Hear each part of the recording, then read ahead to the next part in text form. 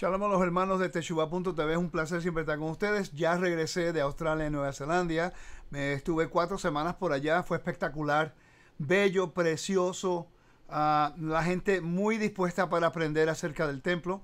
De verdad que se está ahora mismo desarrollando lo que es el concepto y los principios del templo a través del mundo. La gente está siendo receptivo a oír acerca de la casa del Eterno. Antes de entrar al tema, quiero hacer un anuncio en Teshuvah. En Teshuvah nosotros vamos a tratar de organizar algunos eventos para el 2020-2021. Estoy pensando en este momento cómo poner una conferencia global con maestros de Teshuvah.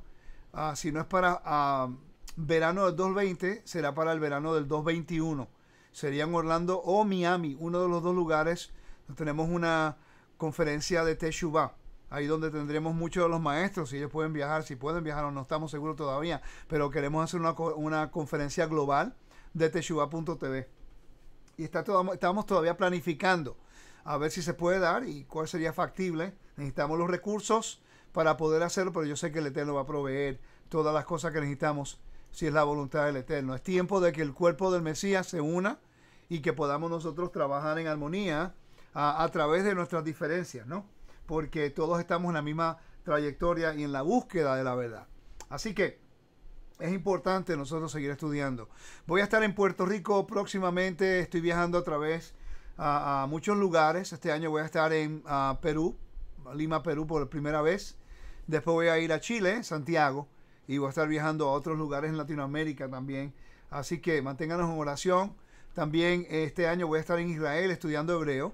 Para seguir aprendiendo y haciendo más estudio del templo. Pero en diciembre vamos a tener nosotros el curso 102 del templo completamente en español en Davenport, Florida, que es como a media hora al oeste de Orlando.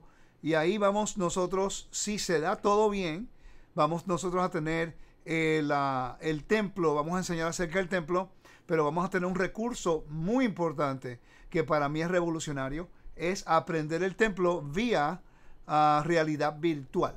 Ya hicimos el primer pago para que puedan hacer el templo, por lo menos el templo de Jerusalén, no la ciudad entera. Vamos a comenzar con el templo plaza, las áreas principales para poder nosotros hacer estudios arqueológicos, geográficos, topográficos y también rituales del templo, enseñándonos cómo esas cosas van a ocurrir. El tema de hoy es un tema que yo llevo estudiando ya 7, 8 años. Yo fui a la universidad para graduarme en bachelor's, which is, se me olvidó ahora en español. Se me olvidó la palabra en español ahora. Así que llevo hablando inglés ya por un mes, así que denme un tiempito aquí para poderme acostumbrar de nuevo. Bachillerato de la universidad en lo que es Antiguo Medio Oriente y historia bíblica. Pero yo no he dejado de estudiar el Antiguo Medio Oriente desde que terminé mi tiempo en la universidad. Y los últimos 8 años han sido revolucionarios para mí porque he podido entender muchos principios de la Biblia, pero del punto de vista, ¿cómo podemos decir? El punto de vista histórico, geográfico y bíblico. Muchas personas cuando comenzamos el estudio bíblico queremos, específicamente en el contexto hebraico, queremos interpretar la Biblia de acuerdo a nuestro entendimiento de cómo es que se lleva a cabo denominacional. Queremos ver las definiciones bíblicas de acuerdo a nuestra denominación. El problema con eso es que causa unas inconsistencias de interpretación. Sabemos que cuando salimos del sistema religioso hay algunos temas que causan conflicto y no entendemos el vocabulario bíblico. Para poder entender esto, yo tengo una lista de libros que se encuentran allá. He podido extender toda esta lista aquí, todos esos libros se encuentran ahí. Tiene que ver con el Antiguo Medio Oriente, de arriba hasta abajo. Más los libros que tengo aquí al lado también que tienen que ver con el Antiguo Medio Oriente. ¿Qué quiere decir eso? ¿Que soy más inteligente porque tengo un montón de libros? No, sino que tengo mucha asignación y mucho trabajo que hacer para entender algunas cosas bíblicas que nosotros leemos, hemos visto, pero no entendemos. Y cuando comenzamos a estudiar, como no la entendemos, porque vivimos en el mundo occidental, comenzamos a descifrar o interpretarlo de acuerdo a nuestro entendimiento o de acuerdo a la denominación o en contra de una teología en la denominación. Y nos vamos de un error a otro error, de un error a otro error. Entonces, antes de comenzar, yo quiero hacer una declaración. Este estudio no está diseñado para refutar a nadie. Este estudio no está diseñado o enseñado para yo debatir con nadie. Este estudio es algo que yo llevo haciendo antes, por mucho tiempo ya. Personas que me conocen saben lo que yo creo. Yo estudio la Biblia en el punto de vista de una constitución y el gobierno de Israel y la Torá. Yo estudio la Torá de acuerdo a ese contexto. Este libro no es una religión, este libro no es una dogma, este libro no es teología. Este libro revela el corazón del Eterno y su gobierno y cómo el gobierno del Eterno trabaja. Nosotros tenemos que adaptarnos a entender al gobierno de Dios, no es Dios en adaptarse con nosotros. Eso es uno. Me voy a enfocar en esta línea de estudios, si es posible que haga la primera parte hoy, si no lo puedo terminar, lo termino la semana que viene. Pero la idea del estudio es traer un poquito más de entendimiento acerca de la jerarquía del reino, sin minimizar al Mesías, sin quitarle su divinidad, sin quitarle su misión, sin quitarle la posición de honor que el Padre le ha dado. Te voy a dar unos recursos que yo he podido estudiar para facilitarme este entendimiento. Ahora, solamente unos pocos de muchos, ¿no? Pero quiero compartirlos con ustedes. Tengo esta Biblia en inglés que se llama la Biblia de Estudio Arqueológica. La Biblia de Estudio Arqueológica. La tienen en inglés y yo creo que también la tienen en español. Yo se la recomiendo a todos ustedes para que puedan estudiar la Biblia en un contexto de arqueología. Les va a ayudar mucho. También tengo esta Biblia que se encuentra aquí, que se llama Cultural Backgrounds Study Bible. Es el estudio de Biblia del punto de cultural. ¿Okay? Esto es sumamente importante. Nosotros no estudiamos las escrituras desde el punto de vista cultural. Repitan conmigo. La Biblia fue escrita para nosotros, pero no fue escrita a nosotros. Vuelvo y repito. La Biblia fue escrita para nosotros, pero no fue escrita a nosotros. Nosotros no fuimos la audiencia original. No lo fuimos. Somos las personas que estamos beneficiándonos de lo que es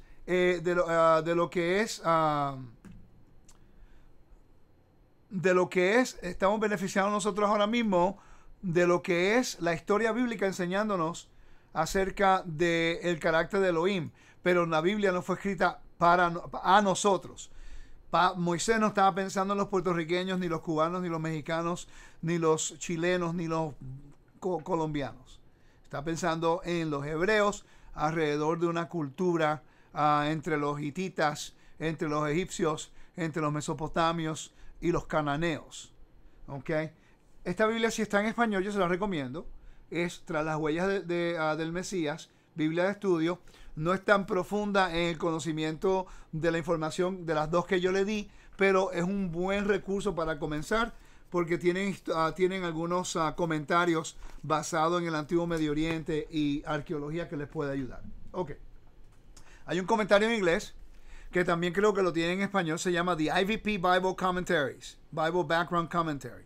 Es como ese que tengo aquí, que estoy señalando. Es uno muy importante. Y te explica los versículos del punto de vista de cultural. Algo que ocurre en la Biblia, te buscan los recursos de los recursos culturales y de idiomáticos de ese tiempo. También estos libritos aquí, si usted habla inglés, se los recomiendo. Son Ancient Israel by Roland DeVoe. ¿Ok? Bien importante. Estos libros en un tiempo, mira, costaban $5 nada más. Y aquí hay información muy importante acerca de la cultura de Israel en el tiempo bíblico que tenemos que entender. No podemos seguir leyendo la Biblia de acuerdo a los binoculares de nosotros en el siglo XXI. Es imposible. Este otro libro se llama Everyday Life in Ancient Mesopotamia by Jim Votero. Se llama La vida cotidiana en el antiguo Mesopotamia. Muy importante. Porque si estudiamos Israel y sabemos que Abraham viene de Mesopotamia. ¿Por qué no estudiamos Mesopotamia? Estudiamos la cultura israelita en Egipto, pero nunca se nos ocurre estudiar lo que es egiptología. También tengo este libro que es sumamente importante. Y este libro fue la clave para ayudarme a entender mucho del vocabulario de que voy a hablar hoy. ¿Ok? Y aquí hay un capítulo completico que habla acerca del rey y el entronamiento de un rey. ¿Ok? Se llama El simbolismo en el mundo bíblico y utiliza la iconografía de los libros de los Salmos y el antiguo Medio Oriente. Un libro un poquito, ¿cómo se dice? Un poquito profundo, pero si lo seguimos leyendo vamos a seguir entendiendo. Este libro se llama The Sacred Bridge, la mejor inversión que yo he hecho. Costó bastante, pero este libro tiene todo documento, mapas, y lo bueno de esto que si usted ve aquí en la cajita, te habla acerca del texto en la cual está hablando, el tiempo del año que está hablando. Si está hablando de los egipcios, voy a llevar allá, está hablando de los egipcios, te habla acerca de los egipcios, la era bronce, y te enseña todo, hasta te enseña el mapa, te enseña la información, te enseña si hay un texto en el idioma de los egipcios, te lo enseña, más el inglés. Es algo espectacular la información. Mira toda la información que tiene acá, te ayuda a entender estas cosas. Y este libro, que en mi opinión debe ser, si tú estudias la Biblia, tienes que tener este libro. Si hablas inglés, consíguelo. Invierte en él. Se llama Ancient Near Eastern Texts Related to the Old Testament by Pritchard. ¿Okay? En mi opinión, es uno de los recursos más importantes para poder entender la Biblia en el punto de vista del antiguo Medio Oriente. Aunque este librito me ha ayudado tanto a mí a entender muchas cosas. Tiene cuánto tipo de contenido. Te habla de lo que es Babilonia, Siria, los textos, todos los convenios. Te habla acerca de los egipcios y los tratados de los hititas. Y ahí vamos a buscar mucho nosotros el contexto de lo que venimos hablando. ¿Por qué te enseño todos estos libros antes de comenzar? Porque el estudio que les voy a dar es un resumen del contexto completo que he podido estudiar acerca de esto. No vamos a tener el tiempo para poder cubrirlo todo hoy, claramente. Pero hermanos, va a llegar un momento que nosotros tenemos que dejar de pensar en la forma que nos enseñaron y tenemos que modificar nuestra aplicación bíblica para entender el contexto de acuerdo a lo que la Biblia dice.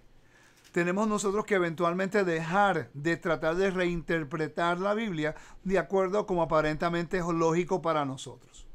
Y ese fue el reto muy grande para mí cuando comencé que lo que yo pensaba de acuerdo a la forma que yo me crié era completamente diferente al contexto de lo que fue escrito en su contexto cultural. ¿Ok? Así que lo que vamos a estudiar es esto. Vamos a entender la jerarquía del reino. Y te voy a poner a través de mi introducción, que yo tengo mi página en inglés. Si usted habla inglés, por favor, suscríbase a mi página en inglés, wisdomintorah.com. wisdomintorah.com. Allí yo tengo 12 horas, 12 videos, enseñando la introducción del antiguo Medio Oriente. Desde que es el soberano y vasallo, los convenios de concesión. También tenemos otros tópicos que hablamos allá, leyes de adopción, todas esas cosas, el lago de fuego y todo eso. ¿Ok? Todos esos contextos están allí. Ahora, desde que yo grabé aquellos estudios, la información se ha completamente expandido y hay más libros, más información. Hay un libro específico que quería mostrarles, pero en realidad no tengo el tiempo ahora mismo, pero es importante que podamos estudiar estas cosas. ¿Con qué le digo todo esto? Mientras más nosotros estudiamos, menos entendemos. Y más tenemos que aprender. Y no podemos continuar siguiendo una línea porque se aplica cercanamente a lo que nosotros creemos en el sistema religioso. Tenemos que dejar lo que es las cosas que están incorrectas al lado y a aprender a entender y a interpretar la Biblia de acuerdo a su contexto cultural, bíblico, histórico y también idiomático. ¿Ok? Así que voy a hacer un comentario que es importante que me entiendan. El hebreo es importante, Sumamente importante para entender la Biblia. Claramente. Pero sin el contexto cultural, el hebreo va a ser confuso en algunas palabras. ¿Y cómo yo lo sé? Porque yo he hablado con rabinos de Israel, que son amigos míos, y me dicen que en el mismo hebreo hay palabras que ellos mismos no entienden la definición.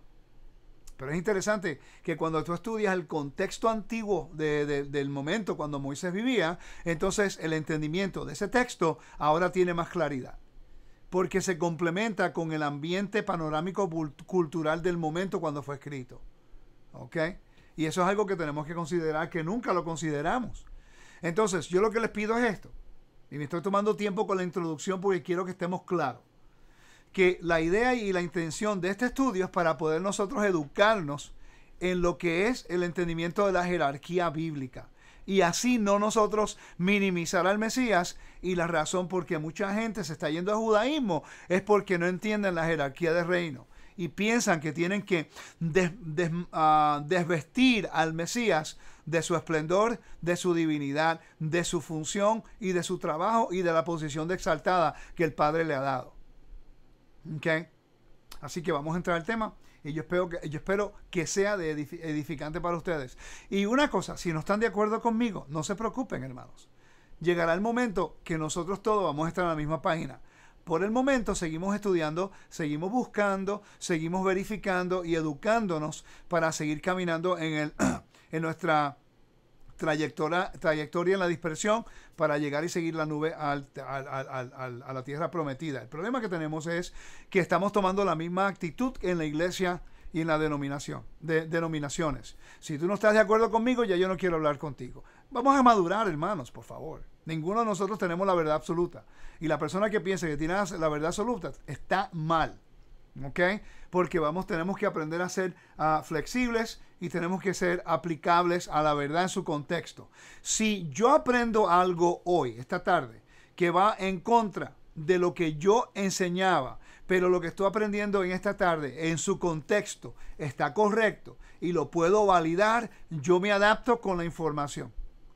Yo no voy a hacer gimnasia con el texto para aplicarlo de acuerdo como yo entiendo. Ese es el problema que estamos teniendo. Nosotros queremos interpretar la Biblia de acuerdo a cómo se nos hace cómodo a nosotros. Y por eso es que no tenemos ningún punto de unidad con el judío. Creemos en el Dios de Israel, pero no tenemos un punto de unidad porque queremos interpretarla y hacer las cosas de acuerdo a la imaginación de nuestro corazón. Y eso tiene que terminar. Tenemos que respetar el contexto bíblico como está. Nosotros somos el reino y nos adaptamos a él. Amén. Ok. El Mesías de Israel es Yeshua. Él es el Hijo del Todopoderoso. Él es el Redentor que el Padre envió para redimirnos a nosotros.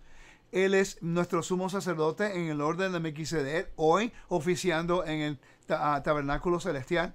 Él se sienta a la mano derecha del Padre, esperando el momento cuando el Padre lo entrone para entonces ser rey en la tierra.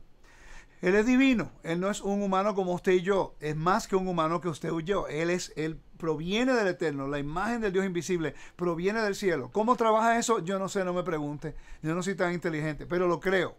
Ok, la Biblia lo dice y tengo que creerlo. Que yo entienda cómo es que la relación del Padre y el Hijo trabaje en su plenitud, tampoco lo entiendo. Eso va por encima de lo que yo puedo entender. Pero sí puedo entender la jerarquía del reino de Elohim. Y yo sé que hay un Dios. Ok. Y su nombre es Yod-Heh-Vav-Heh, el Dios de Abraham, Isaac y Jacob. Y Yeshua, su hijo, tiene el nombre del Padre, que el Padre le ha dado.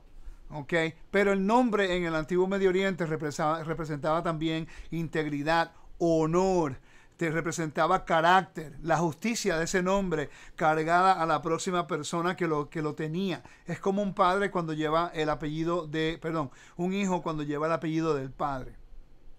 Muchas personas dicen, no, que el nombre de Yeshua tiene que tener el nombre de Yah, y le llaman Yahoshua. Bueno, yo cometí ese error también cuando comencé en mi carrera aquí en la Torá 21 años atrás. Pero cuando comencé a estudiar el hebreo, me di cuenta que era imposible que se llamara Yahshua, ¿okay? Porque no va de acuerdo al hebreo. Vamos a estudiar hebreo, hermanos. No vamos a seguir inventando palabras en hebreo porque aparentan lógica que el nombre de Elohim tiene que estar en Yeshua. Seguro que el nombre de Elohim. Pero ¿qué representa el nombre? La integridad, el honor, el carácter, su esencia, el corazón de Elohim. Nosotros llevamos el nombre del Padre en nosotros si caminamos de acuerdo al carácter y el honor del Padre. Él nos ha llamado por su nombre. Eso es lo que representa, te llamaré por mi nombre, en la cual mi nombre está encontrado en ellos. Porque estamos caminando y representándolo a Él, como nosotros representamos a nuestros padres con el apellido del papá. Okay, si nosotros somos gente honorable, el Padre es honrado. Si nosotros deshonramos, si nosotros somos gente que rompemos la ley o que somos deshonorables en los ojos de la humanidad, entonces el apellido de mi familia ha sido avergonzado. Ese es el aspecto que muchas personas no estudian. Entonces, de ese punto de vista, quieren imponer una interpretación en el hebreo de algo que no encaja. Es como poner algo a cuadrado dentro de algo redondo. ¿Ok? La única forma que tienes es que amartillarla para que pueda entrar. ¿Ok? Entonces, vamos a hablar acerca de la jerarquía del reino. Y si puedo cubrirlo hoy, lo voy a cubrir. El entronamiento del Mesías en Apocalipsis capítulo 4, capítulos 5 y 6. ¿Ok? Ok, vamos a comenzar. Espero que disfruten el tema. Y si no están de acuerdo conmigo, no hay ningún problema, hermanos. Amén. Sino que seguimos adelante siguiendo aprendiendo y estudiando juntos. Ok, vamos a continuar acá al PowerPoint. Vamos a estudiar acerca de lo que se llama, disculpen, voy a buscar aquí rapidito. Mala mía. Cometí un error ahí en dándole el PowerPoint. Ok. Vamos a continuar aquí. Cuando uno tiene que hacerlo todo, como que no puede. Ok. El PowerPoint.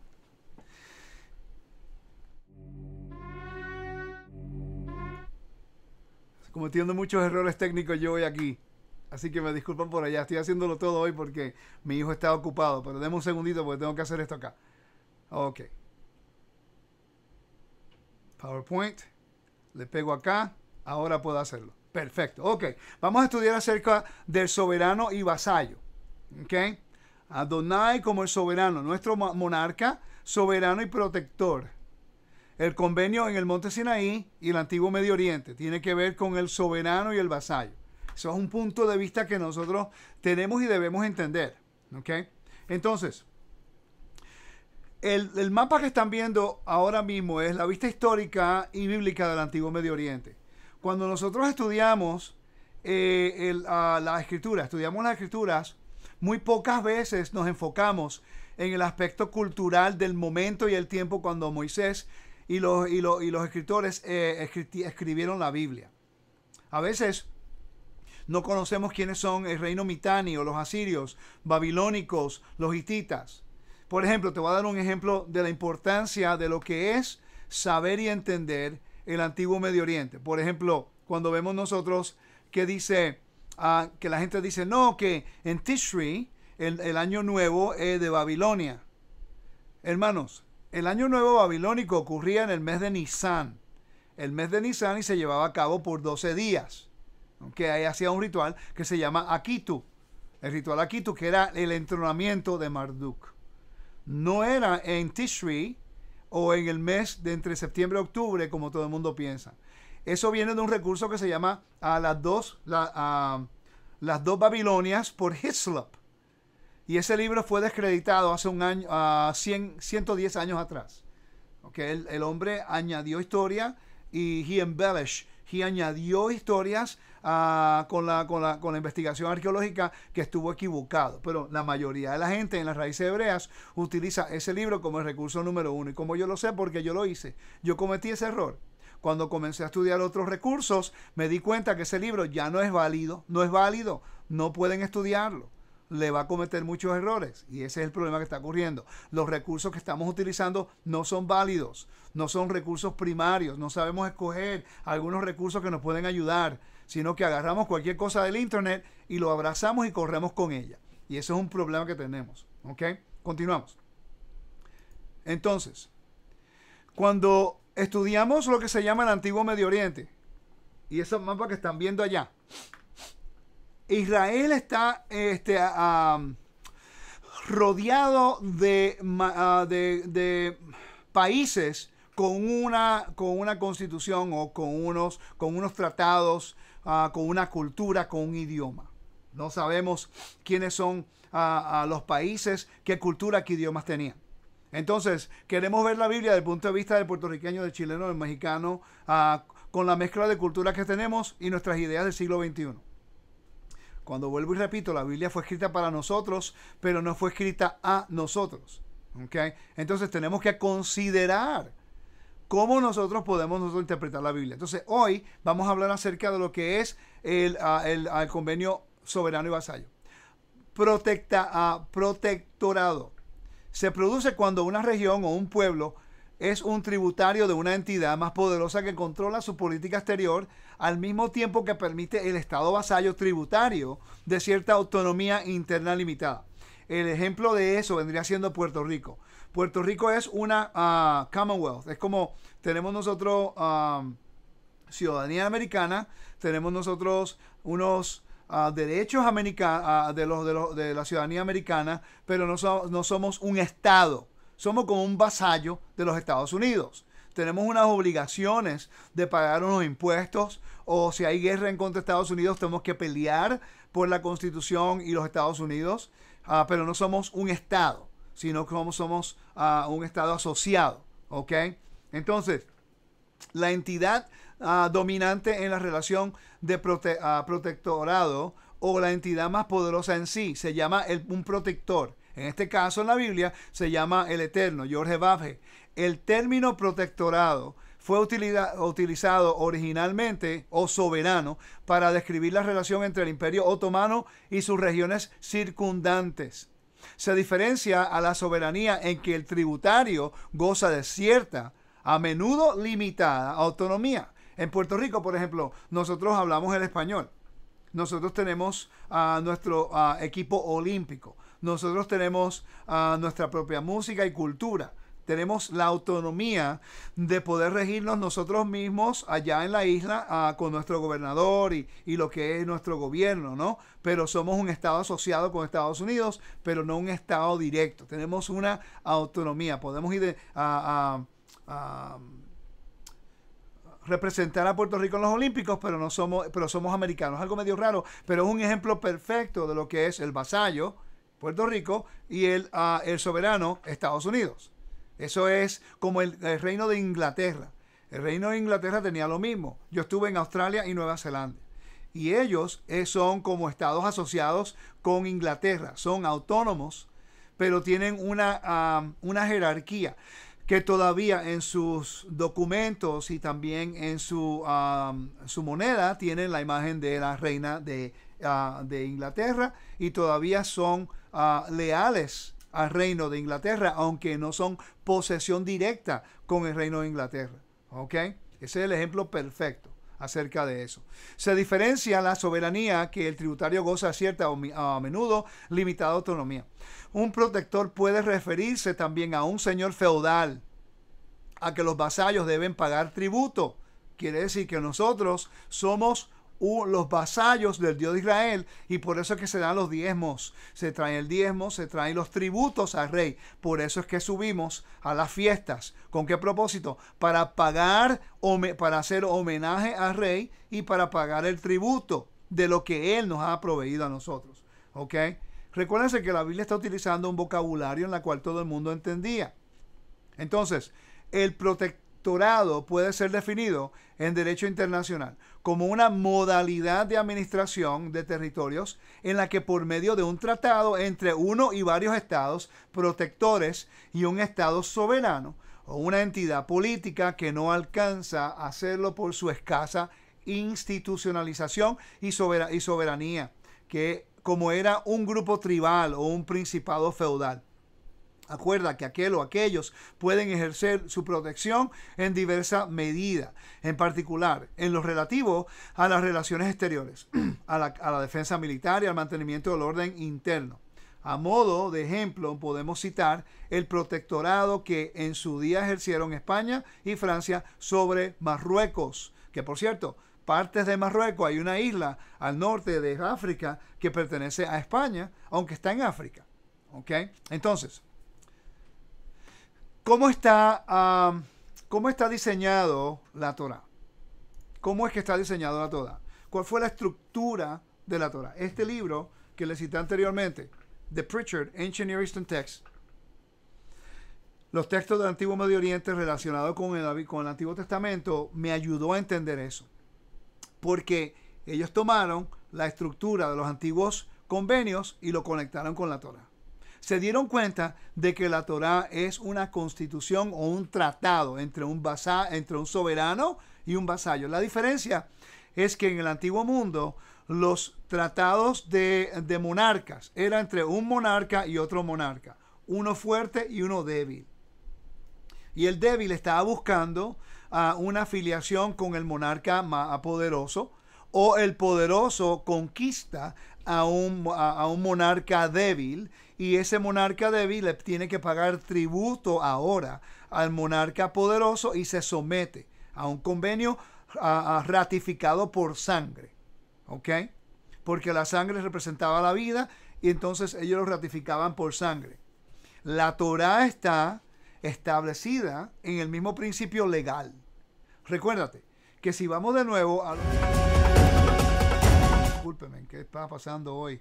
No importa, volvemos de nuevo. Disculpen acá. Si vamos a este mapa, ¿ok? Si vamos a este mapa que estamos viendo aquí, ¿ok? Oren por mí. Ok, el mapa que está viendo ahí.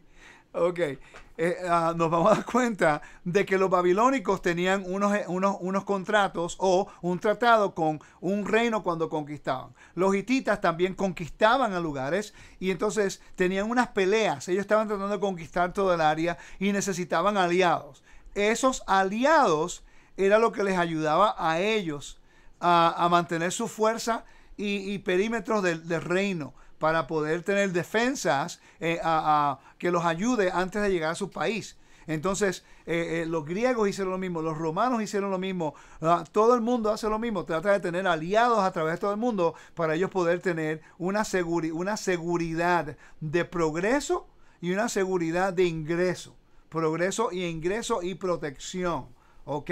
Entonces, por eso es que Puerto Rico pues tiene un valor tan grande estratégico en lo que se llama en los Estados Unidos, porque se encuentra como la puerta de lo que es el Caribe, el mar Caribe, el Atlántico, ¿no? En la cual cualquier barco que entre, cualquier cosa, pues es la línea de defensa para antes que llegue a Estados Unidos, ¿no? Por lo menos en el Atlántico, Hawái, en el Pacífico. Entonces, estamos viendo que las escrituras están escritas en un vocabulario muy importante, que es de un monarca a un vasallo. La diferencia es que la Torah es el único documento antiguo en la cual es la deidad que inicia el convenio con un mortal, con los mortales. Generalmente eran los reyes con los reyes. Uno era el alfa y el otro era el menor. ¿Me sigue? Entonces el menor le daba, porque tenía el soberano tenía un ejército más fuerte, tenía más conexiones, tenía más convenio con otras personas, pues para esta persona es lógico tener una alianza con este rey poderoso. Ahora, en cambio, el poderoso le prometía seguridad, le prometía protección, le prometía cualquier tipo de convenio que tenía entre los dos. ¿Ok? La Torah, la diferencia es que es el creador del universo, en la cual hace un convenio con Israel. Primero con Adán, después con Noah, después con Abraham, después con Israel, ¿no? Él está haciendo un convenio, es el único documento del antiguo mundo en la cual es la deidad haciendo un convenio con la humanidad. No entre un rey y un rey, usando a los dioses como como garantía del convenio. En este caso es el único Dios verdadero, iniciando un convenio con la humanidad. Piensen en eso. ¿Okay? Quiere decir que ahora, a través de la Biblia, el Eterno le va a revelar a Israel su jerarquía. ¿Cómo es que trabaja su reino? Con justicia, con bondad, con un orden cósmico y terrenal. Y nosotros somos los que se supone que le sirvamos al rey como sus vasallos, como testigos de que somos sometidos a la voluntad de ese Elohim, a la voluntad de ese gran rey. ¿Ok? ¿Y dónde cae Yeshua en todo esto? Eso es lo que vamos a hablar acerca de este tema, ¿ok? Continuamos, hermanos. A ver si puedo hacer esto bien. En antiguos convenios del Medio Oriente. Ok, antiguos convenios del Medio Oriente. La antigua estructura oriental. Vamos a estudiar nada más el libro de Deuteronomio, para que tengan una idea.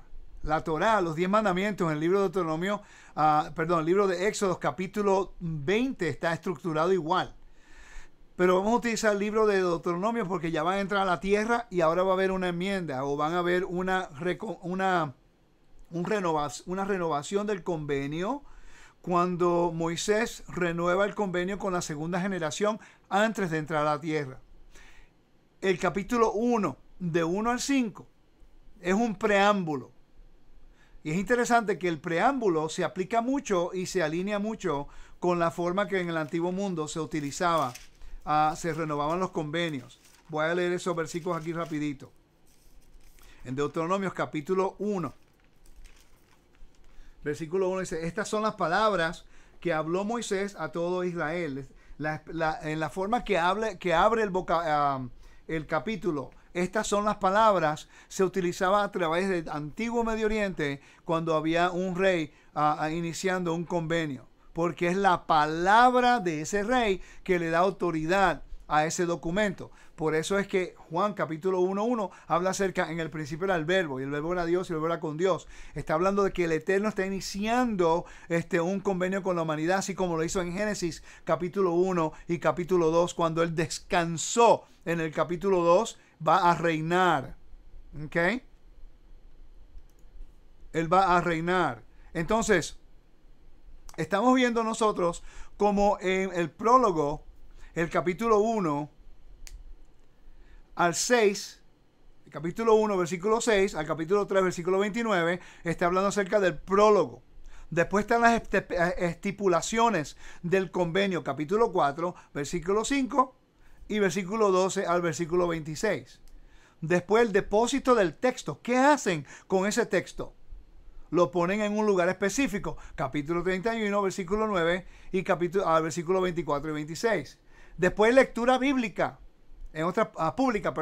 Sabemos y sabemos nosotros, y esto es importante, quiero aclarar esto mientras hacemos esto, que en el antiguo mundo, cuando un rey hacía un convenio, se citaba dentro del texto que las condiciones de ese convenio tenían que ser leídas públicamente para que el pueblo pueda siempre estar informados acerca de los convenios del rey. Muchas personas no sabían leer ni escribir en el antiguo mundo. Entonces las personas que sabían leer y escribir tenían que leer estas lecturas en público para que la gente pudiera escuchar y siempre estuviera al tanto de las condiciones del convenio. Es interesante que la Torá se nos ha encomendado que cada 7 años se lea el libro de Deuteronomio. Ahora entendemos por qué ese mandamiento es tan importante.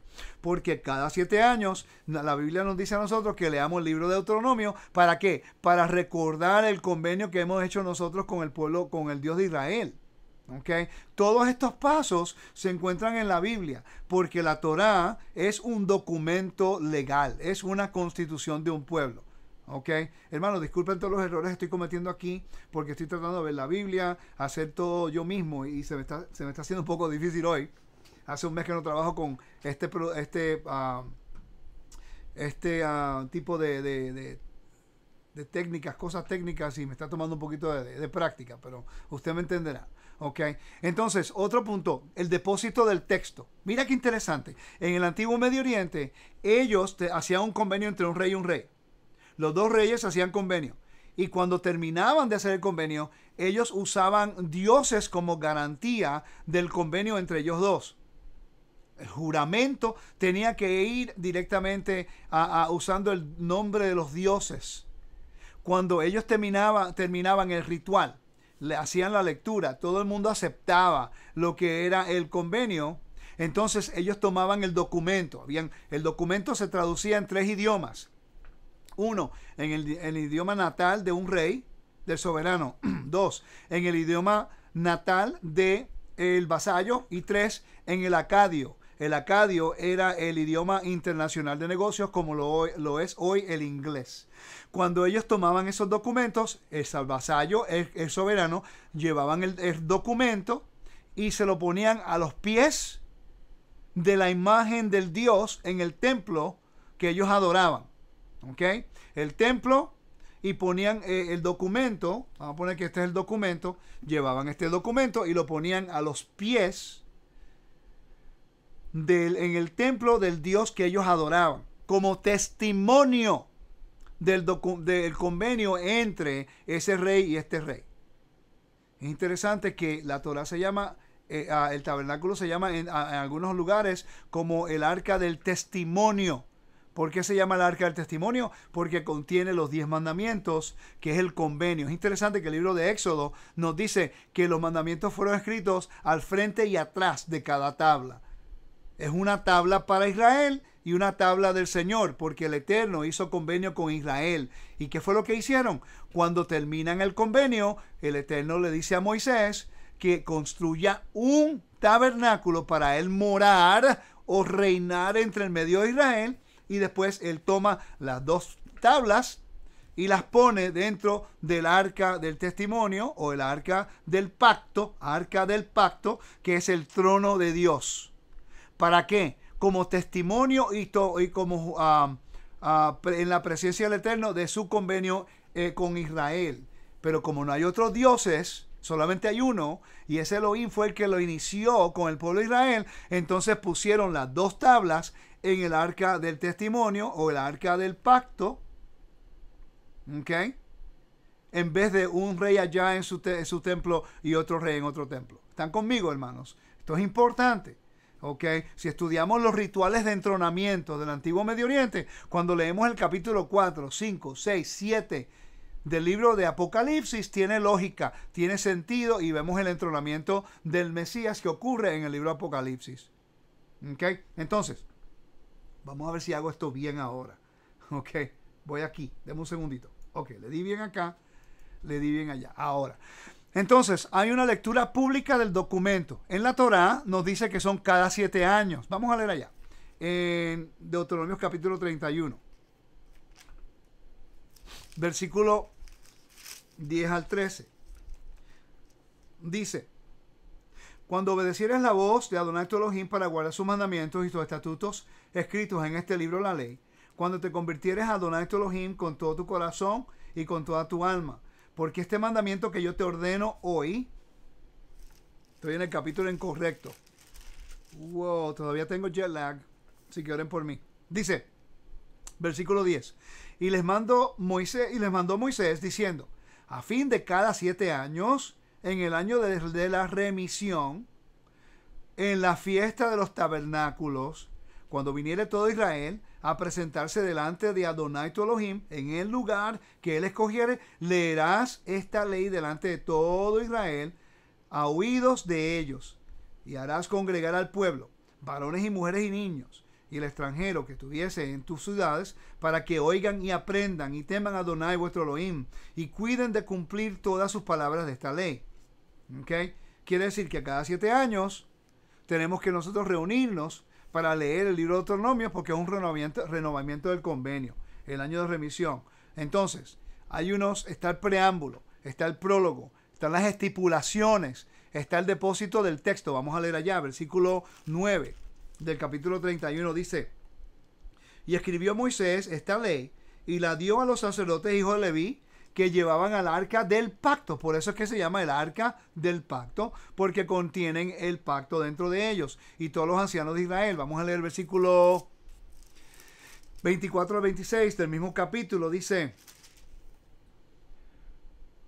y cuando acabó Moisés de escribir las palabras de esta ley en un libro hasta concluirse, dio órdenes Moisés a los levitas que llevaban el arca del pacto de Adonai, diciendo, tomar este libro de la ley y ponerlo al lado del arca del pacto de Adonai vuestro Elohim, y allí estará de testigo contra ti. La Torá es nuestro testigo en contra o a favor. Si obedeces, bendición. Si desobedeces, entonces nosotros abrimos las puertas a las maldiciones del capítulo 18, versículo 15 al 68. Quiere decir que nadie nos puede maldecir a nosotros si estamos en convenio con Elohim. Nosotros en la desobediencia abrimos la puerta a la maldición si nosotros desobedecemos. Si estamos en rebelión contra el rey. ¿Ok? Entonces,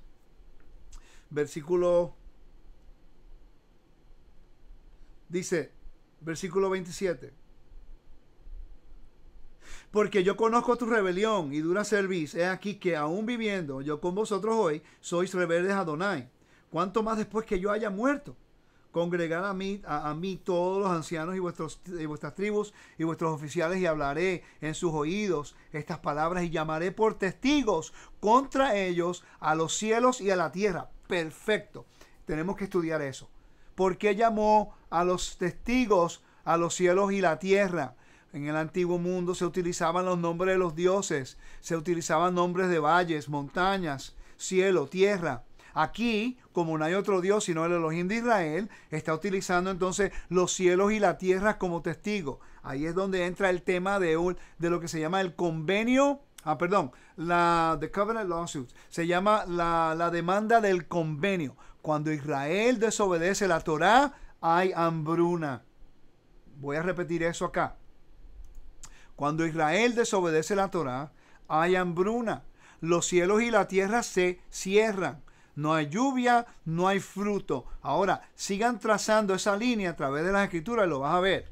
Donde dice que el Eterno, en la desobediencia de Israel, no va a haber fruto, son exiliados, la tierra tiene que estar desolada, ¿no? Pero cuando ellos están en obediencia y regresan, entonces Él abre las lluvias, la tierra da su fruto y provee, porque eso es lo que el soberano hace. Él da la bendición en la obediencia, ¿ok?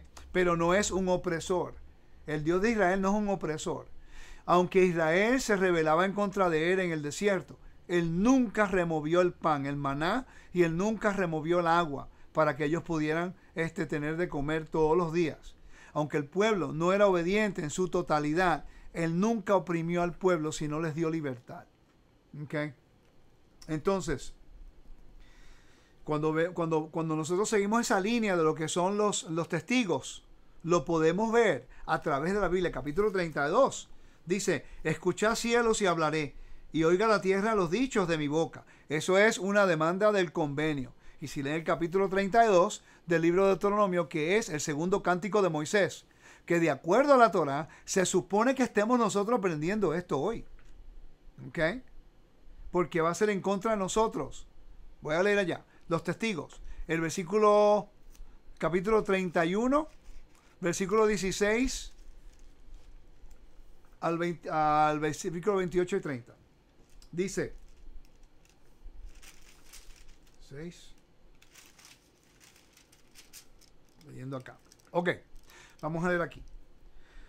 Dice, y Adonai, el versículo 16, capítulo 31, que dice: y Adonai dijo a Moisés: he aquí tú vas a dormir con tus padres, y este pueblo se levantará y fornicará tras los dioses ajenos de la tierra a donde va para estar en medio de ella, y me dejará, e invalidará mi pacto que he concertado con él, y se encenderá mi furor contra él en aquel día, y los abandonaré y esconderé de ellos mi rostro, y serán consumidos y vendrán sobre ellos muchos males y angustias, y dirá en aquel día: no me han venido estos males porque no está mi Elohim en medio de mí.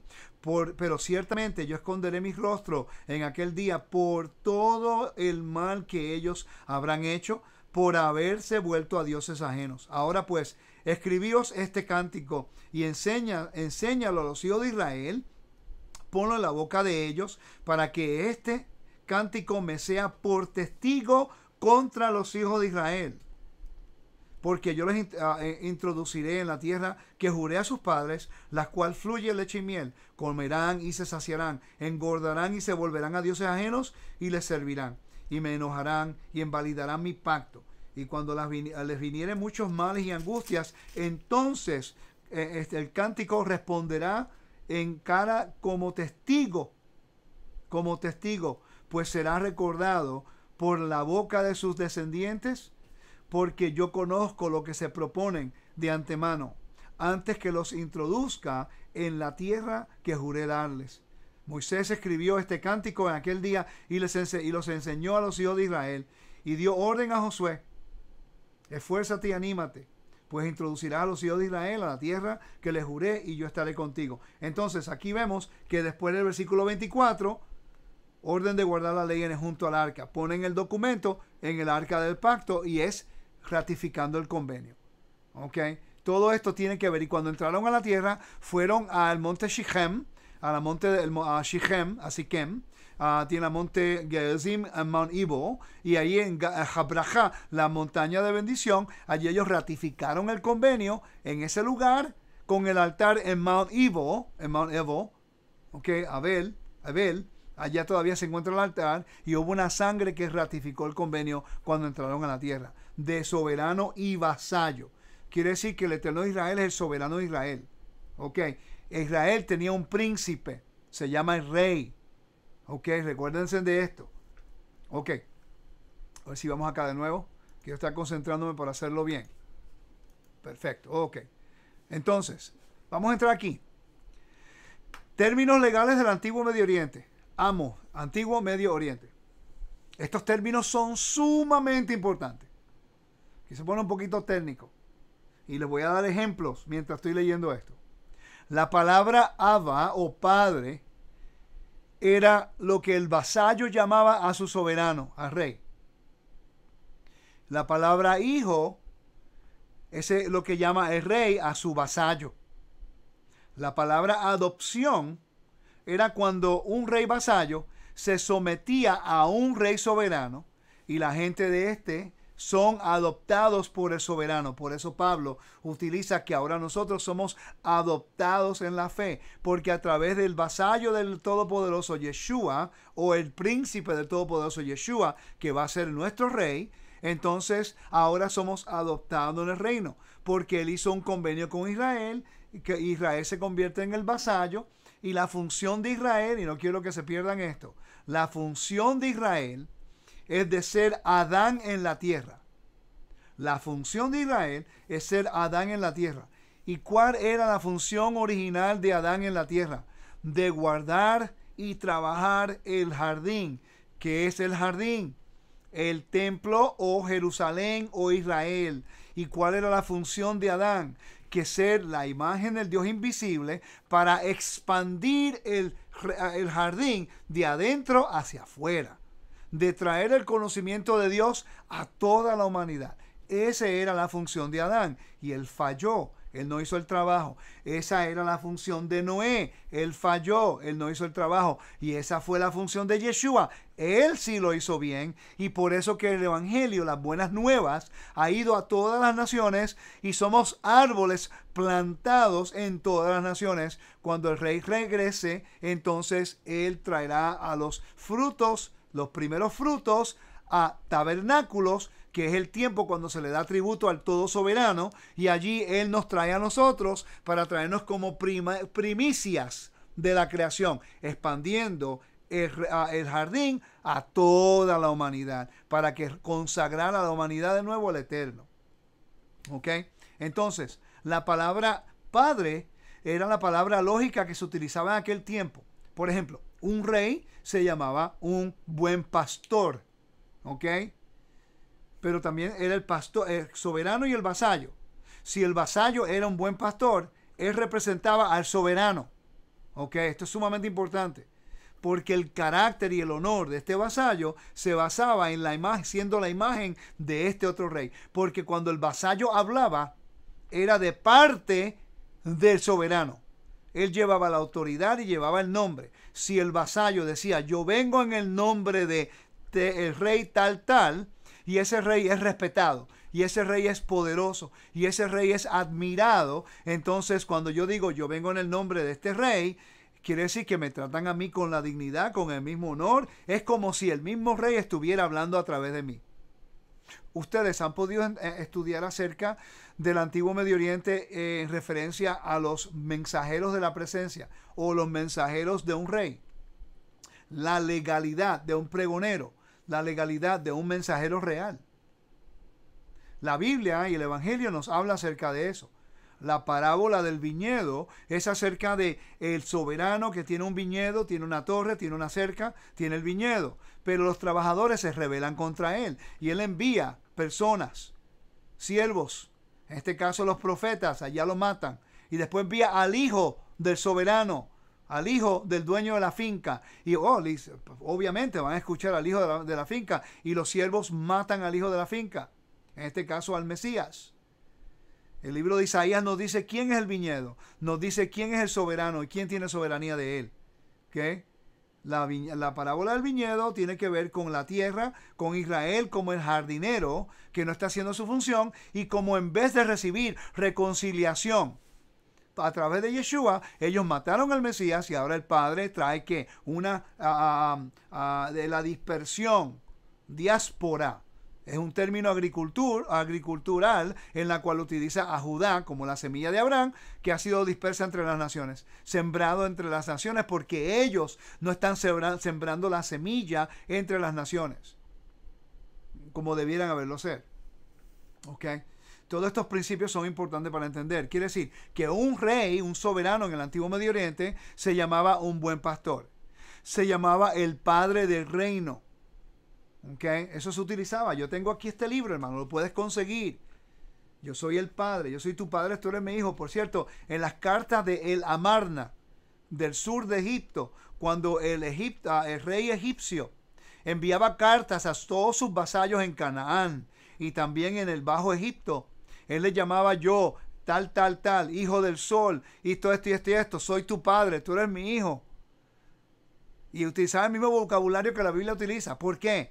Porque el vocabulario del antiguo egipcio, en referencia a una realeza, se utilizaba en la Biblia. Porque el mundo antiguo entendía este vocabulario. La Biblia fue escrita para nosotros, pero no fue escrita a nosotros.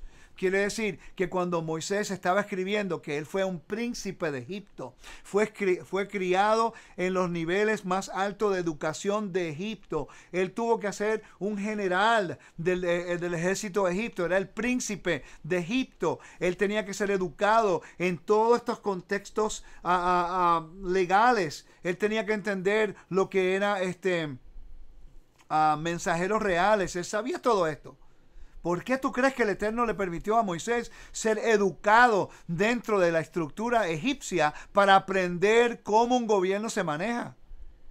Porque sabía que el Moisés iba a ser la persona preparada para poder dirigir a su pueblo de la dispersión de la esclavitud, de la opresión y un pueblo marginado a ser un pueblo de real sacerdocio, nación santa, que ahora va a tomar la función de Adán en la tierra restaurado y va a tener la presencia de Dios entre medio de ellos. Ellos tenían que tener una persona cualificada para poder dirigirlos en cosas concernientes con gobierno.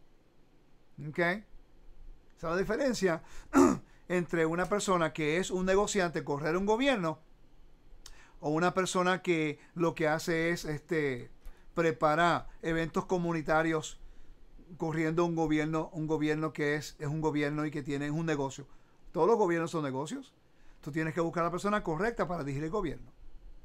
No es por la opinión pública se basa en si te cae bien la persona o no, aunque no esté dotada, no tenga la aptitud o no tenga los requisitos para ser un líder.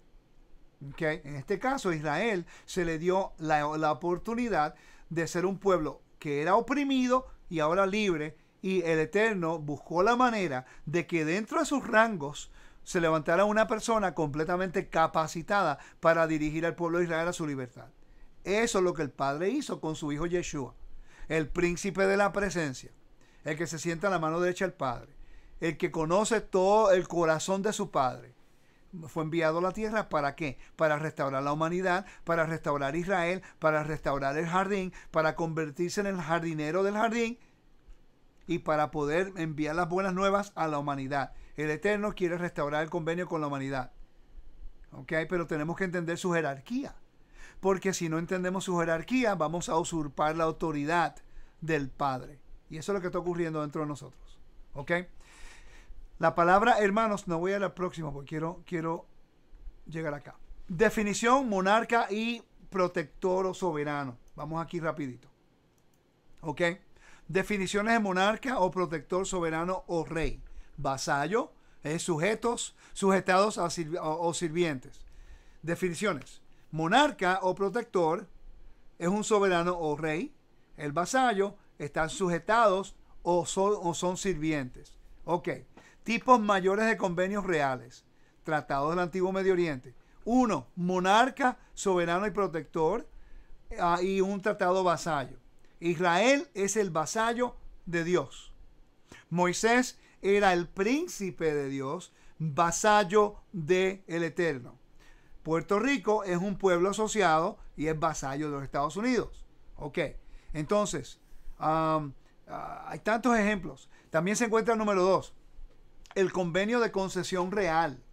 El convenio de concesión real es cuando el Eterno da un regalo a un rey o a un pueblo o a un individuo. En este caso, él le dio la tierra y los israelitas a Abraham como si fuera un regalo por su fidelidad. Le dio reinado a David y el sacerdocio se lo dio a Aarón. Quiere decir que si una persona habla en contra de la tierra o del pueblo, del rey o del sacerdocio, está hablando en contra del regalo de un rey. Y el tercer tipo de convenio se llama los convenios de igualdad. Y por eso es que nosotros nos llamamos hermano o hermana. Cuando usted tiene una persona y dice, oiga hermano, ¿cómo está? Oiga hermana, ¿cómo le va? ¿Por qué nos llamamos hermanos y hermanas? Porque eso refleja el convenio de igualdad en la cual nosotros los vasallos tenemos los unos a los otros. Quiere decir, hermanos, si usted sirve al mismo soberano que yo, entonces usted y yo somos igual. Tenemos diferentes roles, pero hay equidad y hay igualdad en referencia al convenio. La bendición que el Padre le puede dar a usted, me la puede dar a mí. La diferencia de la cantidad de la bendición es basado en la madurez que usted tenga para manejar la bendición. ¿Ok? Pero eso se llama los convenios de igualdad. ¿Ok? Y es algo que tenemos que verdaderamente estudiarlo, porque a veces el no estudiarlo nos lleva a errores. ¿Ok? Entonces todos estos convenios tenemos que considerar.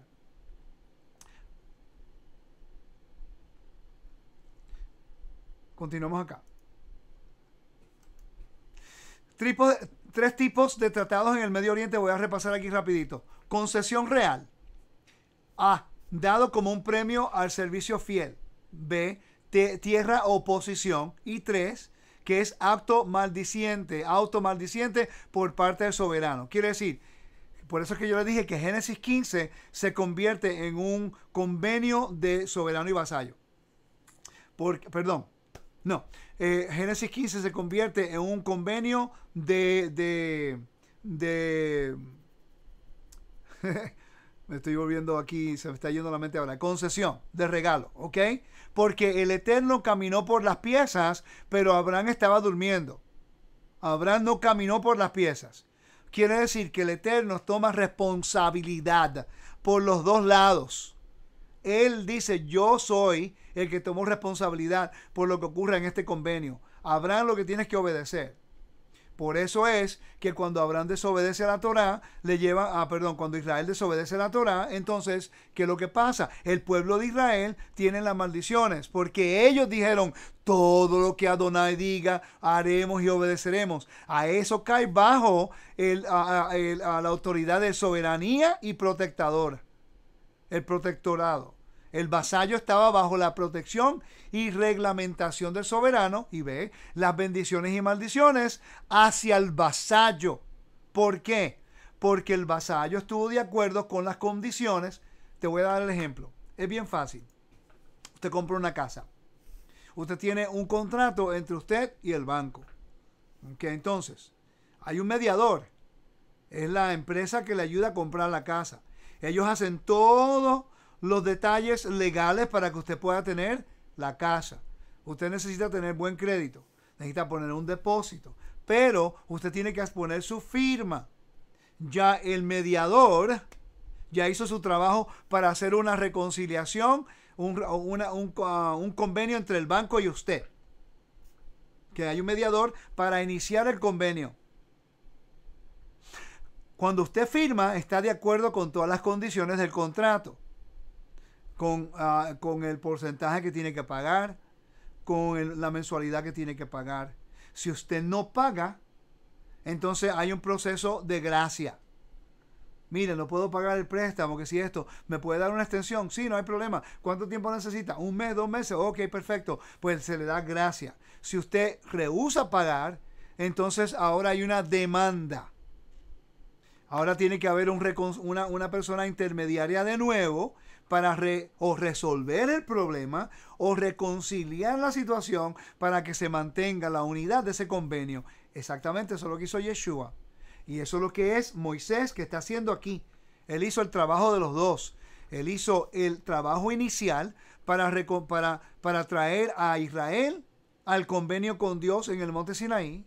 Y después hizo el trabajo del mediador para traer la reconciliación entre el pueblo de Israel cuando desobedecieron y adoraron el becerro de oro con Elohim, porque ellos habían desobedecido el convenio y la penalidad era muerte porque era en rebeldía y era premeditada. Por eso fue que las 2 tablas fueron lanzadas al piso. Cuando Moisés vio el pecado moral del pueblo, él lanzó las tablas y las rompió. La penalidad es muerte. Y por eso cuando hubo una reconciliación después del perdón, el Eterno perdonó por la intercesión de un abogado que se llama Moisés.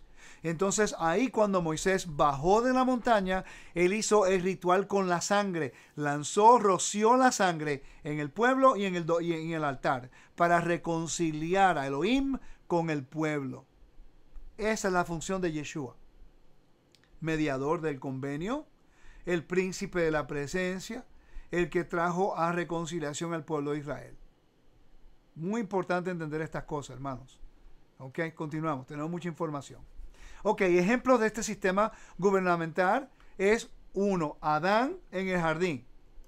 Adán en el jardín, como vasallo del gran rey Jorge en Génesis 1, versículos 26 y 30. Voy a leer allá. Génesis, capítulo 1, versículo 26 al 30. Le dio una función y un trabajo. Le dice, entonces Adonai dijo, hagamos al hombre a nuestra imagen, conforme a nuestra semejanza, y señoree a nuestra, señoree en los peces del mar, y señoree en los peces del mar, en las aves del cielo, en las bestias y en toda la tierra, y en todo animal que se arrastra sobre la tierra. Y creó Elohim al hombre a su imagen y a imagen de Dios lo creó, a varón y hembra los creó. Y lo bendijo Elohim y les dijo, fructificad y multiplicaos, llenad la tierra y sojuzgadía.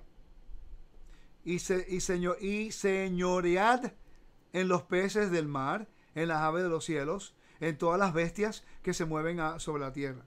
Y dijo Adonai, aquí que os he dado toda planta y que da semilla, que está sobre la tierra, y todo árbol que hay fruto y da semilla, y os serán para comer. Y a toda bestia de la tierra, y todas las aves del cielo, y todos los que se arrastran sobre la tierra. Le dio una autoridad al hombre. Le dio una soberanía en la tierra como el jardinero. Pero es interesante que aquí también le está dando la autoridad para ser un rey en la tierra. Él es el vasallo de Dios, pero es el rey de la tierra. Ok, recuérdense de eso. Ese patrón lo vamos a ver a través de toda la Biblia. Ok, Abraham y los reyes del valle. En el capítulo 14, versículo 1 y 24. Abraham se convierte en el vasallo del Todopoderoso.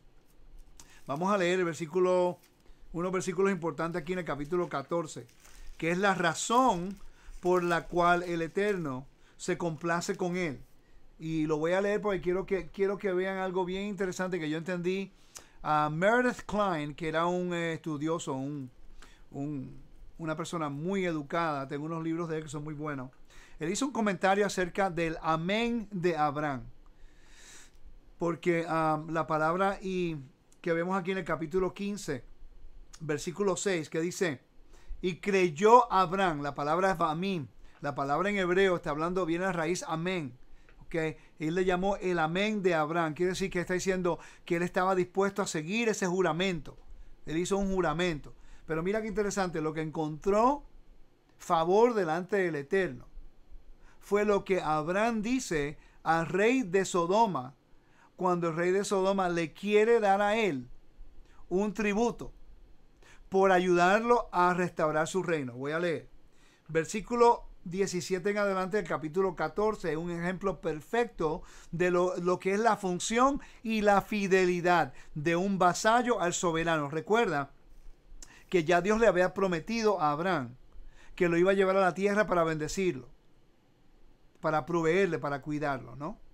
Pero en realidad no había habido un convenio todavía, pero sí de parte de Abraham había un sometimiento y una lealtad. Entonces, está la dinámica que está ocurriendo aquí, que antes de reunirse con el rey de Sodoma, él se reúne con Melquisedec en este caso. Y aquí hay un intercambio de convenio. Lo sé porque comieron pan y tomaron vino.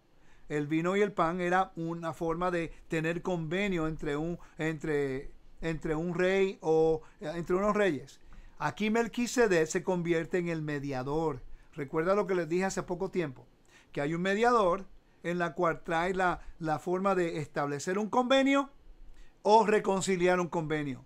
Melquisedec, en el primer instante que aparece, él aparece en el contexto de una persona iniciando los pasos legales de un convenio entre Abraham como el vasallo y el eterno Yod-Heh-Vav como el soberano. Melquisedec, cuando aparece en el Evangelio, en el libro de Hebreos, aparece Yeshua en la similitud de Melquisedec para traer reconciliación del convenio que había sido transgredido por Israel en contra del Eterno, porque Él es el soberano e Israel el vasallo. Estamos viendo algo bien importante que nosotros le pasamos por encima. Si no entendemos el contexto de soberanía y vasallo, le vamos a pasar por encima. Entonces, estamos viendo el ejemplo de Melquisedec, donde primero aparece, él es un mediador de un convenio entre el Eterno con Abraham. ¿Ok? Ellos lo ratifican con un juramento. La Biblia no lo dice aquí cuando habló con Abraham, pero lo dice en los versículos más tarde en el capítulo 14. Hay un juramento donde tomaron vino y comieron pan. Eso se llama un convenio. ¿Ok?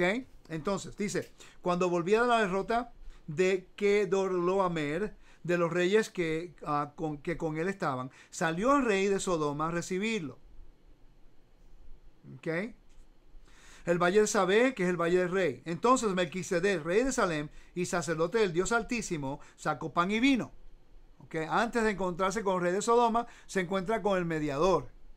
¿Ok? Y dice, y le bendijo diciendo, bendito sea Abraham del Dios Altísimo, creador de los cielos y la tierra, y bendito sea el Dios Altísimo que entregó tus enemigos en tu mano, y le dio a Abraham los diezmos de todo.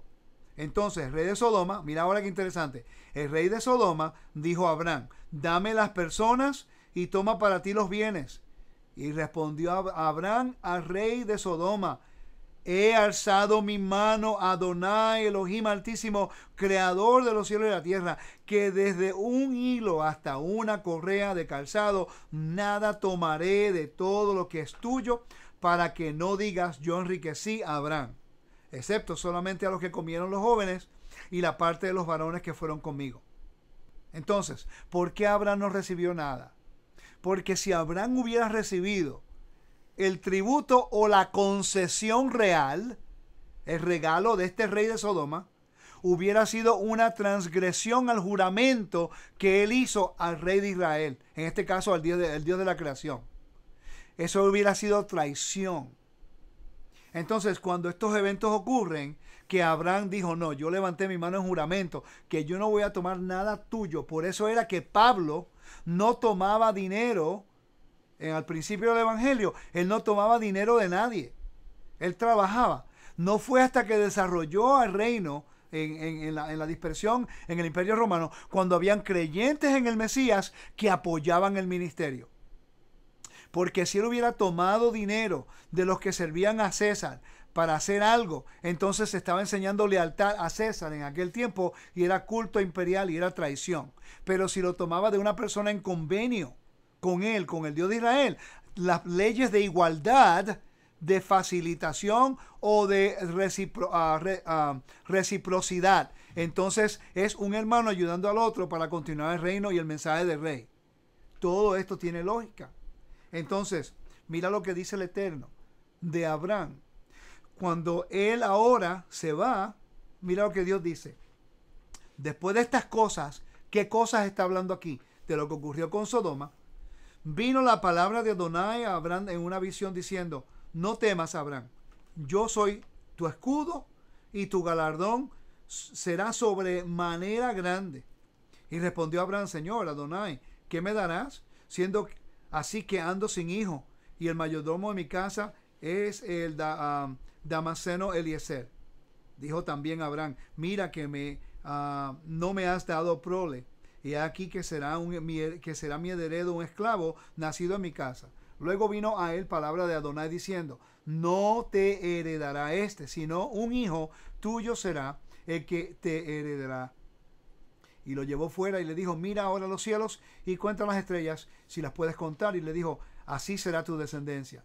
Y creyó a Adonai y le fue contado por justicia.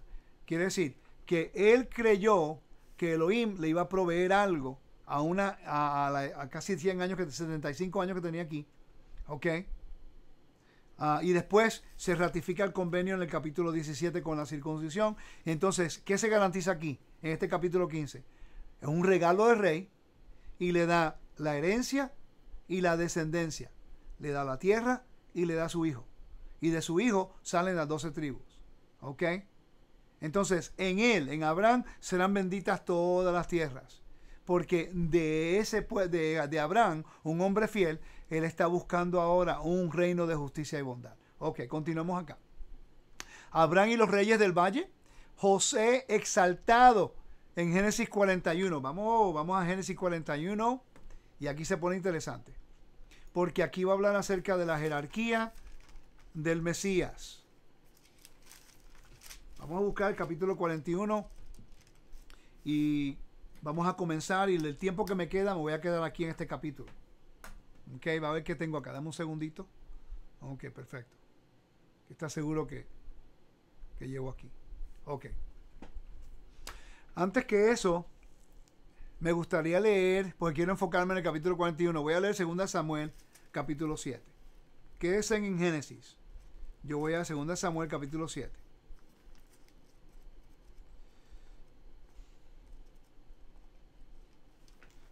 Capítulo 7 de 2 Samuel, versículo 8 en adelante.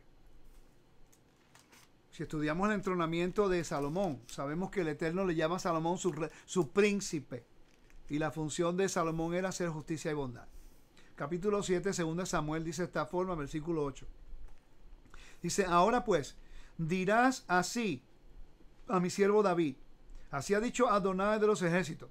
Yo tomé el redil de todas las ovejas para que fuese príncipe para que fueses príncipe sobre mi pueblo, sobre Israel. Voy a leer eso de nuevo. Ahora pues dirás a mi siervo David, así ha dicho Adonai de los ejércitos, yo te tomé del redil de detrás de las ovejas para que fueses príncipe sobre mi pueblo Israel. Quiere decir que David era el príncipe de Dios o el vasallo de Dios, pero era el rey de Israel. Yeshua es el príncipe de Dios, el vasallo de Dios, pero va a ser el rey de Israel. Como yo lo sé, porque el libro de Apocalipsis lo dice. Voy aquí rapidito a marcar acá, marcar aquí, y voy a ir al capítulo de Apocalipsis. Quiero que lo vean rapidito.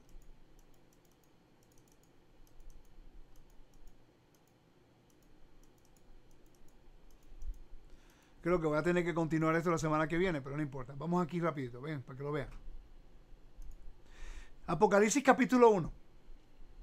Dice, la revelación de Yeshua, que Elohim, Padre, le dio a Yeshua para mostrar a sus siervos reino, a las cosas que deben suceder pronto, y que dio a conocer enviándola por medio de su mensajero y su siervo Johanán, ¿ok? En este caso Juan, quien ha dado testimonio de la palabra de Elohim y de testimonio de Yeshua de todo lo que ha visto. Bienaventurado el que lee, los que oyen las palabras de esta profecía y guardan las cosas escritas en ella, porque en el tiempo está cerca. Entonces dice el versículo 5, de parte de Yeshua, el Mesías, el testigo fiel y el primogénito de entre los muertos y el soberano de los reyes de la tierra, soberano de los reyes de la tierra, pero en el griego le llama la palabra arjón. La palabra arjón es magistrado, príncipe, o un soberano, o un jefe, primero en rango y en poder. Entonces quiere decir que en el mismo griego la palabra dice soberano de los reyes de la tierra, pero es el príncipe de Dios. Y el que nos ama y nos libró de nuestros pecados con su sangre. Y nos constituyó en un reino, sacerdotes para Elohim, su Padre. A él sea la gloria y el dominio para siempre jamás. Mira lo que dice, Yeshua es el reino, Yeshua es el príncipe de Dios, en la imagen de Dios invisible, el que lleva el nombre del Padre, el que lleva la autoridad del Padre, el que lleva el convenio del Padre a la tierra de reconciliación, haciendo función de Melquisedec como el que está reconciliando el convenio. Pero el versículo 6 claramente nos dice, y nos constituyó en un reino. ¿Quién? El Padre a través de Yeshua. ¿Sacerdotes para quién? Para Elohim su Padre. Y a él sea la gloria y el dominio para siempre jamás. Entonces la palabra, ahí príncipe o soberano de los reyes en la tierra va a ser Yeshua. Pero el rey del universo es el Padre. Entonces, vamos a leer en 2 Samuel de nuevo. Este es el contexto de lo que es soberano y vasallo. ¿Ok? Versículo 9 del capítulo 7 de 2 de Samuel. Dice, y he estado contigo en todo cuando has andado, y delante de ti he destruido a todos tus enemigos, y te he dado nombre grande. ¿Ve? Él es entronado, se le da un nombre grande. Yeshua es entronado, va a ser entronado, se le va a dar el nombre que está sobre todo nombre, que es el nombre del Padre. Como el nombre de los grandes que hay en la tierra.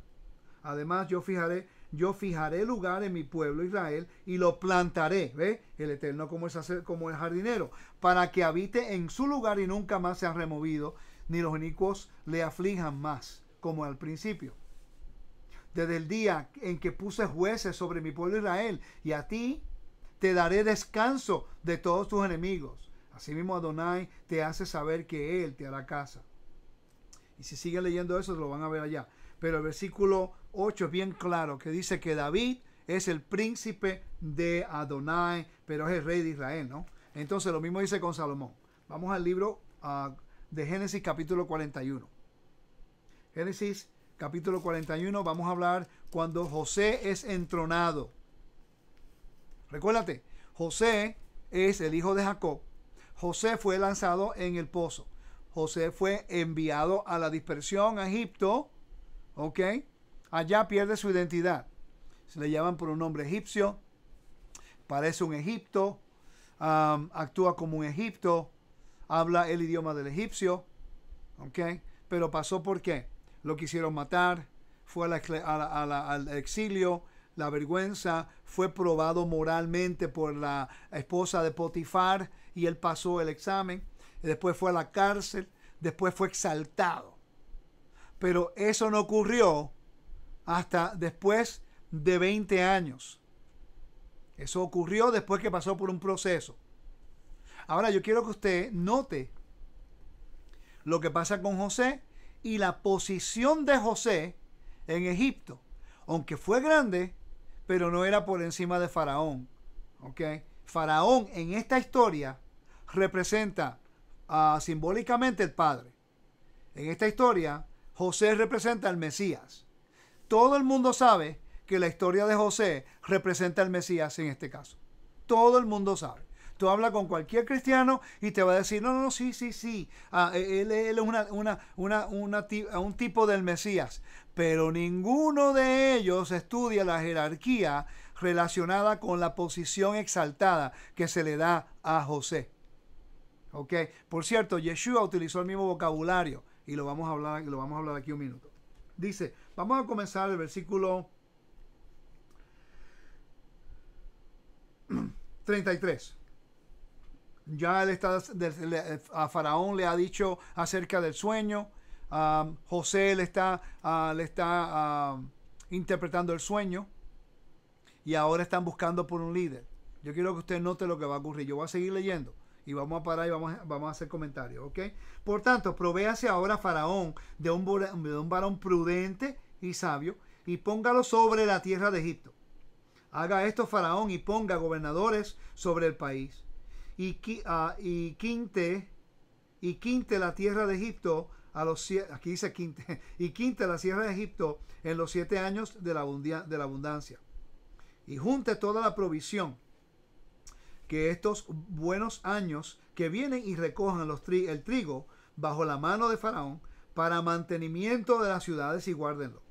Y esté aquella provisión en depósitos para el país, para los 7 años de hambre que habrá en la tierra de Egipto, y el país no perecerá de hambre. El asunto pareció bien a Faraón y a sus siervos. Y dijo Faraón a sus siervos: ¿acaso hallaremos a otro hombre como este, en quien esté el espíritu de Elohim? Y dijo Faraón a José: pues que Elohim te ha hecho saber todo esto, y no he entendido ni sabio como tú. Tú, José, estarás sobre mi casa. Tú, José, estarás sobre mi casa. Y por tu palabra se gobernará todo mi pueblo. Solamente en el trono seré yo mayor que tú. Hay una jerarquía. Solamente en el trono seré yo mayor que tú. ¿Dónde se sienta Yeshua? ¿En el trono del Padre o a la mano derecha del Padre? ¿Ok? Voy a leer ese versículo nuevo. Tú estarás sobre mi casa, y por tu palabra se gobernará todo mi pueblo. Y solamente en el trono seré yo, Faraón, mayor que tú, José. Ok. Pero ¿cuándo ocurre el entronamiento de José?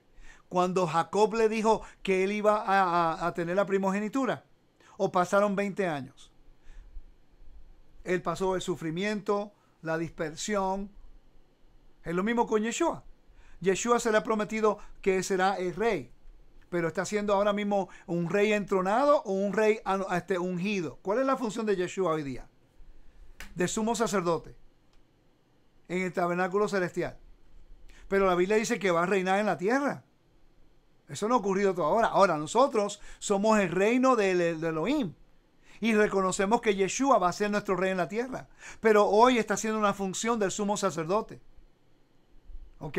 Entonces, cuando regrese, él va a estar montado en un caballo y él va a estar reinando en Jerusalén. Ki mitzion Torah, y de Sion saldrá la Torah. ¿Ok? Entonces dice, el libro de Zacarías dice que cuando que todas las naciones subirán a Jerusalén a traer tributo.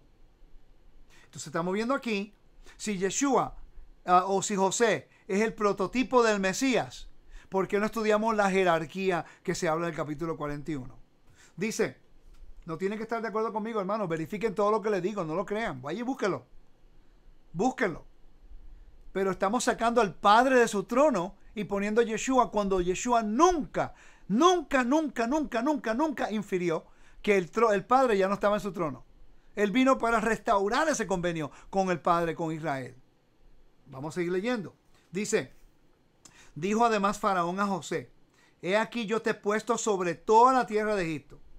Entonces Faraón quitó su anillo de su mano, se lo puso en la mano a José y lo hizo vestir de ropas de lino finísimo y puso un collar de oro en su cuello y lo hizo subir en su segundo carro. No el carro de Faraón, el segundo carro. Y pregonaron delante de él doblar la rodilla y lo puso sobre toda la tierra de Egipto. Quiere decir, le da un nombre, porque viene el nombre. Y dijo Faraón a José: yo soy Faraón y sin ti, ninguno alzará su mano ni su pie en toda la tierra de Egipto. Y llamó Faraón el nombre de José Sfanath Penea, y le dio por mujer a Sanat, hija de Potifara, sacerdote de On, y salió José por toda la tierra de Egipto. Ok, entonces mira qué ocurre. Le da un anillo, le da le da el collar, le da ropas de lino y le cambia el nombre. El libro de Apocalipsis habla de lo mismo. Viste al Mesías, le da el pergamino, le da las vestimentas blancas, le da el nombre. En el libro de Apocalipsis, Yeshua solamente se llama Yeshua cuando Juan le llama Yeshua. Pero se llama el Cordero, se llama la tribu de David, el Verbo, el que viene montado en el caballo blanco. Mira qué interesante. Este libro habla acerca de la costumbre de los reyes cuando eran entronados en el antiguo Medio Oriente. Esto es importante. En el antiguo Medio Oriente, cuando un rey era entronado, se le daban cinco nombres. ¿Okay? Específicamente en Egipto. Vamos a ir ahora al libro de Isaías, capítulo 9, versículo 6. Ustedes nunca han leído el libro Apocalipsis, capítulo 4 al 7, en el contexto de un entronamiento de un rey. Si usted lee esos capítulos, lo van a ver. Yo creo que voy a tener tiempo la semana que viene para leer eso, no estoy seguro todavía. Voy a tratar de cubrirlo hoy, ¿no? Ya llevo 1 hora y media y se supone que pare acá, pero voy a seguir. Capítulo 9, versículo 5 y 6. Recuérdate, estamos hablando de entronamiento. En el libro Apocalipsis, haga un estudio, busque cuántas veces a Yeshua se le llama por otro nombre. Mínimo 4 veces. Mira qué interesante.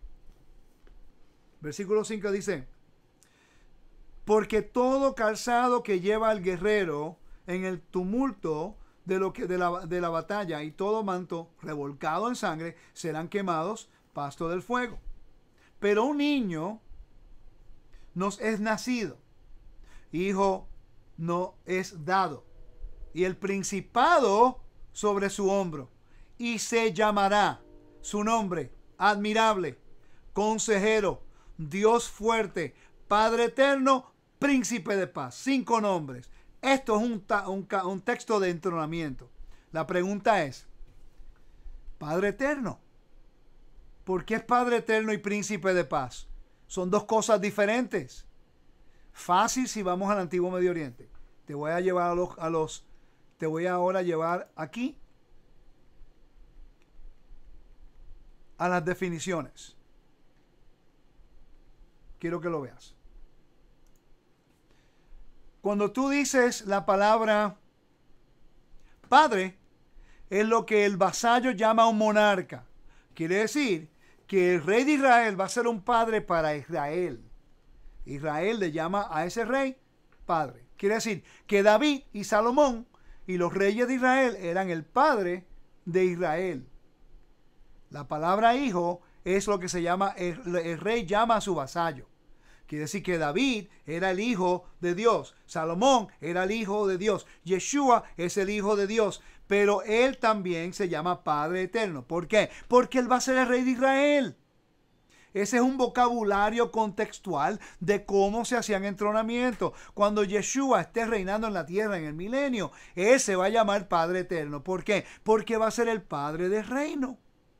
Pero él es el príncipe de Dios, porque es el Hijo de Dios, que es el príncipe de paz. Él es el que va a la imagen de Dios invisible a traer la paz de Dios en la tierra, hermanos. No es fácil si regresamos al antiguo Medio Oriente para entender el vocabulario que se utilizaba a través de toda la Biblia. Es interesante que aquí entonces José se convirtió en el padre de Egipto. Pero él era el príncipe que Faraón había puesto en esa posición. Por eso fue que le dijo, tiene soberanía sobre toda mi casa, menos mi trono. Menos mi trono. Entonces muchas veces cuando leemos la Biblia no entendemos estos principios. Te voy a dar un ejemplo. 1 Corintios capítulo 15. Por cierto, cuando la Biblia dice en Génesis capítulo 41 que solamente será mayor que él, que en el trono será mayor que él, Yeshua lo dijo, mi padre es mayor que yo. My father is greater than I. Mi padre es mayor que yo. Eso es un vocabulario de entronamiento, de soberanía y de entronamiento, hermanos. Eso no le quita nada a la identidad del Mesías. Por cierto, yo entiendo que muchas personas a lo mejor van a estar en contra de lo que estoy diciendo. Y no hay ningún problema. Pero por favor, no venga a debatir conmigo si no está dispuesto a estudiar toda la información. tenemos que nosotros refutar o estar, si no estamos de acuerdo, basado en la información completa, no basado en nuestras ideas, nuestra lógica, nuestra denominación o nuestro entendimiento. Vamos a poner toda la información en una mesa, vamos a estudiar toda la información en su contexto y vamos a dejar que la verdad se establezca ella misma. ¿Okay? Porque ahora mismo la inmadurez de los creyentes, que si no están de acuerdo conmigo en algo, se van y después no quieren hablar con uno y después hablan mal de uno. Mire, hermano, yo creo que Yeshua es el Mesías. Y yo creo que Yeshua es el único Mesías de Israel. Yo creo que Yeshua es divino, persistente, el Hijo de Dios. ¿Qué más queremos? Yo lo que no creo es que Yeshua es el Padre, pero que Yeshua proviene del Padre. Ese misterio no lo entiendo. Ahora, que hay una jerarquía en el reino, sí. Hay una jerarquía, es clara. Vamos a leer en 1 Corintios, capítulo 20 al 28. Pongan atención, es importante. Dice, mas ahora el Mesías ha resucitado de los muertos, primicias de los que durmieron es hecho. Porque por cuanto la muerte entró por un hombre, también por un hombre, la resurrección de los muertos. Pero así como en Adán todos mueren, también en el Mesías todos son vivificados. Pero cada uno a su debido orden. El Mesías, las primicias, luego los que son del Mesías, en su venida, que es la venida del Mesías. Luego el fin, cuando entregue el reino al Dios y Padre. Va a haber un intercambio. Cuando haya suprimido todo dominio, toda autoridad y potencia. Porque preciso es que Él reine hasta que haya puesto a todos sus enemigos debajo de sus pies. El postrer enemigo que será destruido es la muerte. Porque todas las cosas las sujetó debajo de sus pies.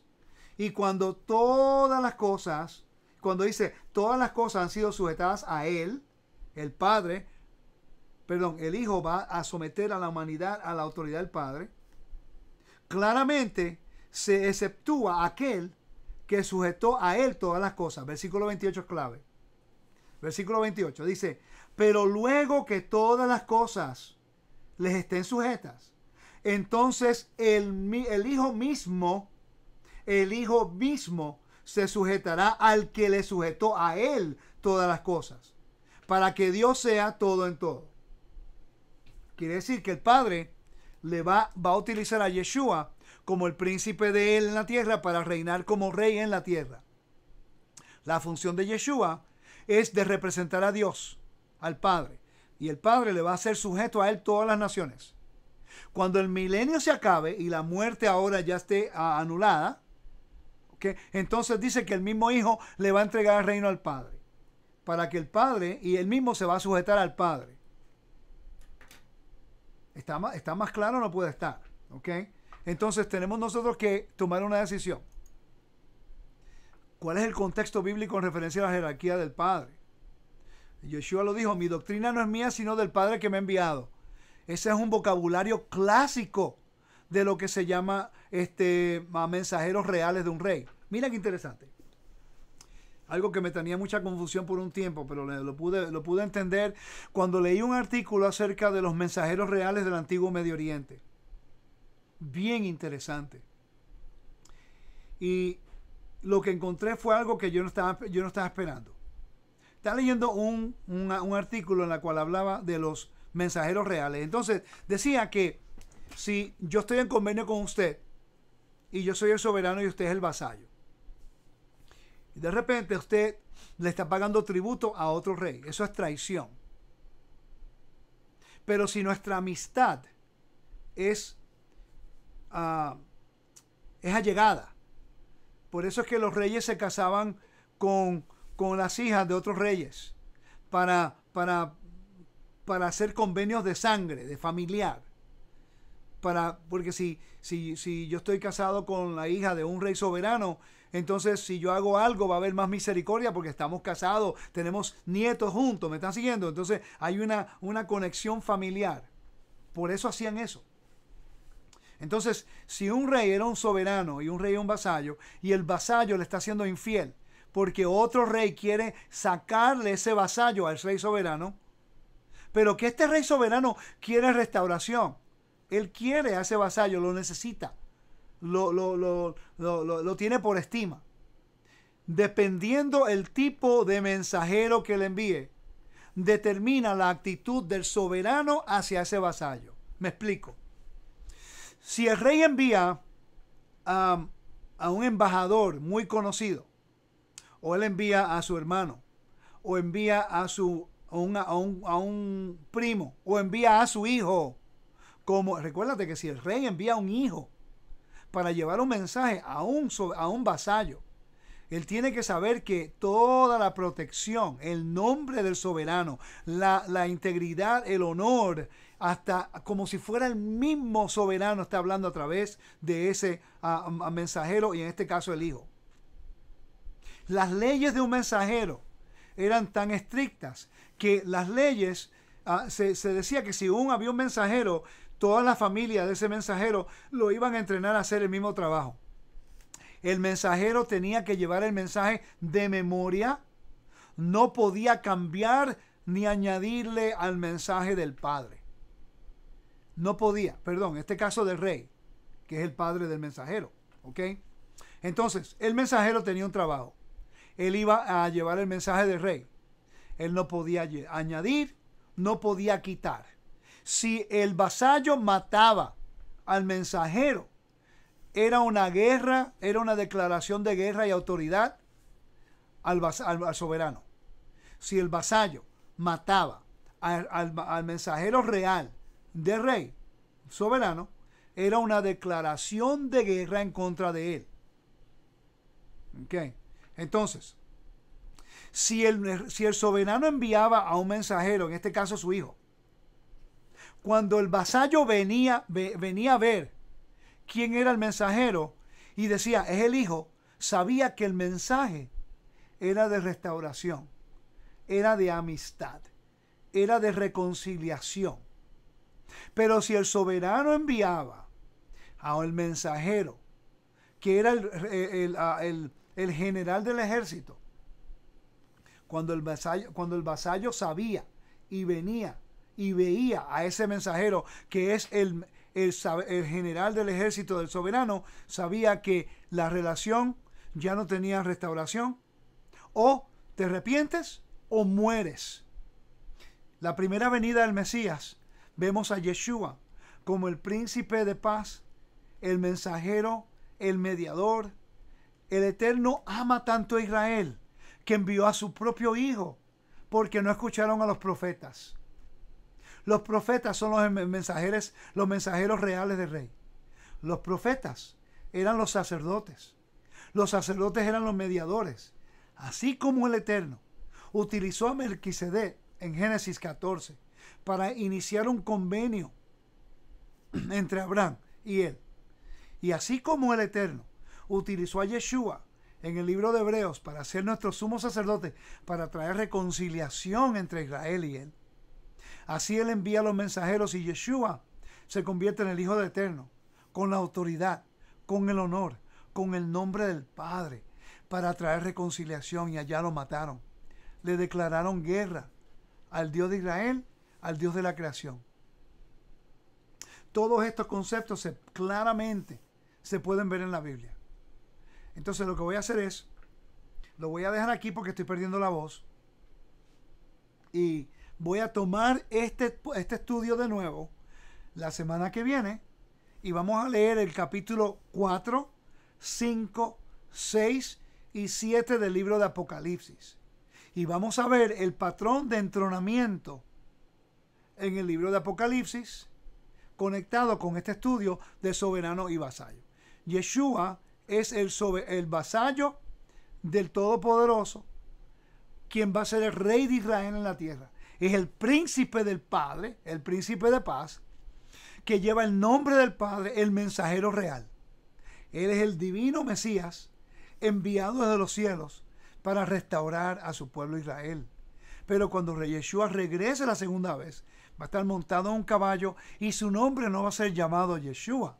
Su nombre va a ser Adonai de justicia, como dice Zacarías, o el Verbo, o el Hijo de David, o los nombres que se le da a él en el libro Apocalipsis. Así que, hermanos, regresen con nosotros la semana que viene para la segunda parte de nuestro estudio, Yeshua como el mensajero real, el Hijo del Dios viviente, pero la imagen de Dios en la tierra. Shalom, que el Eterno lo bendiga. Nos vemos pronto. Bye bye.